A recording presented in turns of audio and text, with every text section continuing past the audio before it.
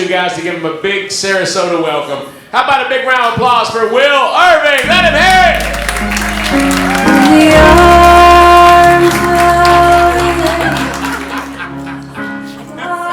Ladies and gentlemen, I'm here to talk about animal welfare. Now, this is something I normally do on the side of 41 with a sign, but I was promised if I took this class I would get a much larger captive audience. You're welcome in advance. But I was invited to a friend of a friend's birthday party recently, and not my sort of deal usually, but I show up, and birthday party's for her son. And I show up, I knock on the door, and go in, her son Joe. Well, it turns out Joe is a 12-year-old cat. And I would have liked to have known this going in, but I don't know where this whole pet parent thing came in. It used to be you were a parent, you had a child, but now things have changed a little bit. But I walk in, and this poor cat, morbidly obese, God knows how many birthdays, well, 12 I suppose he's had to sit through. And I walk in, and Fancy Feast ice cream cake. Recommend you try it. Wonderful. Goes great with white wine. And the pièce de résistance was that it had anchovy-scented candles. Now, so here I am singing Happy Birthday, and of course this is a large cat, you know, so a lot of hairballs. So everybody is Happy Birthday. But I'm looking at this cat, and he's dressed up, you know, he's dressed up a little bit like cross between Meatloaf and Liberace, both in their glory days, if you can imagine it.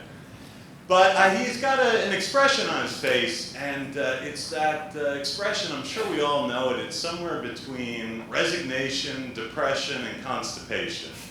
He does not want to be here. Well, I do the whole party deal and I leave, and unfortunately this story has kind of a sad ending.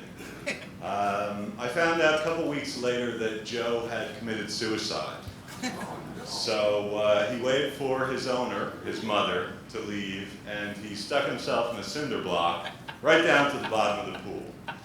So what's the lesson here? Don't dress up your cat like a mix between Liberace and Meatloaf. Not a good idea.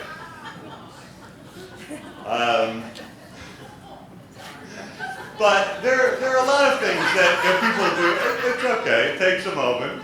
I appreciate you going there with me. But something else that we do to animals that I don't quite understand is therapy animals. Has anyone ever heard of a therapy animal? So there are a couple of different kinds of therapy animals you can have. As you can imagine, dogs, for stress relief or whatever it may be. One of the other therapy animals that you can actually get in many workplaces is a therapy miniature horse. Now imagine this scenario. So-and-so at work is a little stressed out, and the only way to solve that problem is to bring a miniature horse into their cubicle.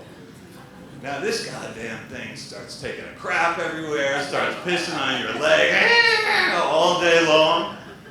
And now everyone else in the office is stressed. So we started with this tiny horse, and now we're all stressed as hell. But I figured out the solution to this. And after seeing this go on time and time again, I decided that what I would do is apply myself for a therapy animal to counteract this. So I've recently put in paperwork for a therapy rattlesnake, which I intend to release into my colleague's cubicle to sort out the horse. Thank you all very much.